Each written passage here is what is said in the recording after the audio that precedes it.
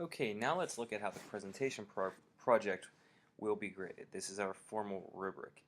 First off, let's talk about the mastery, proficient, and unsatisfactory. Mastery means that you have done, Mastery means that you have done extremely well and you have done whatever category this is to the best you possibly can. That's a 3 points out of 3 points. Proficient is 2 points out of 3, saying you did well and you did enough to pass and your grade or your performance is sufficient, but you could have done a little bit better. Unsatisfactory in this 0 means you must redo. So even if you only have one that's a 0 and then the rest of them is 3s, you still are going to be required to redo the project because of that 1 0. Keep that in mind. Now, let's talk about the specifics here. Planning and preparation. Anytime you give a presentation, you need to make sure that you are well organized and you know what you're going to say at each time. If you don't know this, you're going to really sound a little bit clueless, and it's going to take away from the effectiveness of your presentation. You need to have all of your sections included, meaning an introduction, a conclusion, as well as all of the body information. And you need to be clearly rehearsed. Stumbling around, saying like I just did a few times, those things really aren't acceptable in a formal presentation, so make sure you have those planned out. A little bit of leeway will be given, however you need to make sure you do well with this. You need to make sure you are very well organized ahead of time. Second, on to visual aids. Keep in mind this is a presentation. I could have said, or we could have said here, that this is a speech, which would be something different, which would imply that it's one person who is just talking. In this case, it is a presentation, meaning that you're going to be using multimedia. So whether it be a PowerPoint, a keynote, or whatever else you're going to use for your visual aids, you need to have them. You need to make sure that they are very high quality. Now, what are some things that we can do to make sure that they are high quality?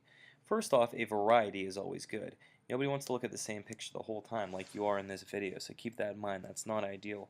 What I'm doing here, however, this is a little bit of a different case because it is a rubric explanation. So variety is good. Second, the visuals need to enhance the topics discussed.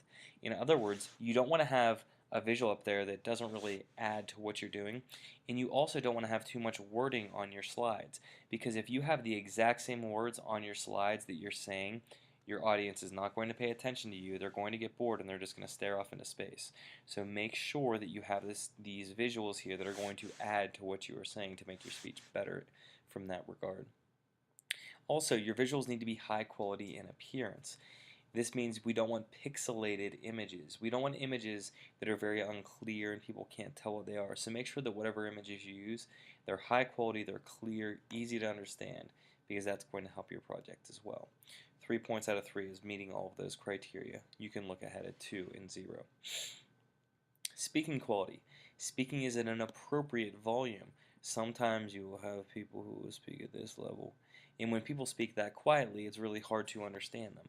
But then on the other hand, you will have some people who will scream the whole time, and it's a little bit, a little bit like, hey, come on, let's speak at a normal volume here. It's better to be loud than soft, no doubt about it, but just make sure that you're speaking in appropriate volume. And also, make sure that you are enunciating. That means you're pronouncing all of the words correctly and clearly so people can understand. Sometimes whenever people get a little bit nervous whenever they're giving a speech or a presentation, they tend to speak really quickly and they might stutter or slur a little bit along the way. Make sure that you keep your pace well and that you clearly enunciate. One thing to point out here, when it says inappropriate language used in a few instances, that's not swearing that I'm referring to there. That's more along the lines of the word choice that you use. You don't want it to be super casual. Right now I'm being very casual as I speak to you. Whenever you're giving your speech, you want to be very formal. You want to make sure that it sounds professional and it sounds like it's very well thought out ahead of time. Those are important things to include in your speech. Next, eye contact. Eye contact is extremely important. If you're going to be on a job interview or any type of presenting, you need to make sure that you can make eye contact with the people in the audience, because that really helps to engage them in what you're saying, and it makes them more likely to want to listen to you. So eye contact is extremely important. The other thing on here, varying. Make sure you vary who you're looking at. So varied vocal points over on this portion. But make sure you change up who you're looking at throughout, so it's not just one person or two people in the audience. Finally, references and using appropriate references. References are appropriately cited on the presentation, So in other words, as you're going through it on your different slides, you're giving credit to people who have helped you and given you information. And also at the end on a works cited slide. The reason being that you have to have it in both locations is because you want to make sure that you give credit formally on a works cited, because that's a typical requirement, but also on the actual slides. Because as you're saying facts, you might say 5 different things throughout your paper or throughout your presentation that they come from other people.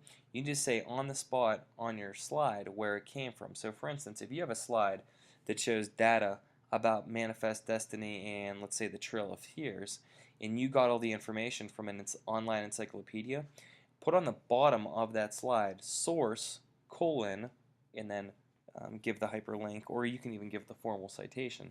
That way the people watching your presentation will know where it came from. You can get a 2 if you have the references but they're not in formal citations, which is something that throughout the year will vary a little bit as to what the expectations are and how many points will be taken off for not having formal works cited. Nonetheless though, you must have references. If you don't have any references, you're going to get a 0 in this category, and in reality you also will get a 0 overall on your content because your content requires you to have references. So make sure you include those in there. Okay? Hopefully that cleared up the expectations for the presentation project.